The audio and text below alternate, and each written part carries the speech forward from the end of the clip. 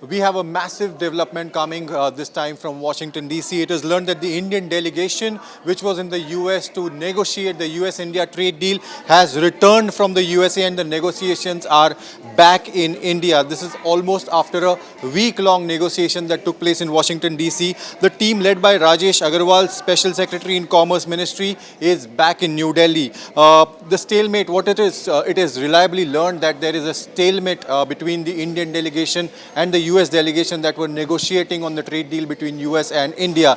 Remember, yesterday night we reported that the trade deal between India and US will be executed in two parts. One will be the mini trade deal, so to say, which will be executed faster, and the second one will be a longer, a bigger US-India trade deal that will be signed between the two countries when US President Donald Trump is expected in India later this year for the Quad Summit. However, the nuances of the ongoing talks are still unknown. It is learned that India is not budging from some of the parameters that it had laid down as the basis. For example, agriculture was one of the areas where the US wanted more access to the Indian farm sector, but then India, it is reliably learned, is not budging from its baseline.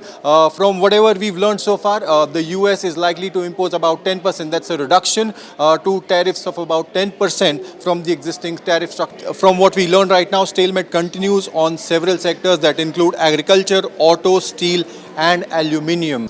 So despite the mounting pressures, India has put up a tough fight or negotiation in Washington, D.C. It's not budging. Remember, this is the same India that has been, buying oil from Russia at a time when diplomatic tensions were at a all-time high during the peak of US-Ukraine-Russia war. So it's definitely a new India that is emerging, which is rising in the global order and not negotiating or not budging down from what it actually wants. I'd rather just do a simple deal where you can maintain it and control it. You're going to pay a 20% or 25 or 30% tariff. You put in a record. And we're going to be sending some letters out starting probably tomorrow, maybe 10 a day, to various countries saying what they're going to pay to do business with the U.S. Mr. President, you spoke about Prime Minister Modi as a tough negotiator. Who was a tougher negotiator today and who has a better negotiating tactic when it comes to tariffs? Oh, he's a much tougher negotiator than me, and he's a much better negotiator than me. There's not even a contest.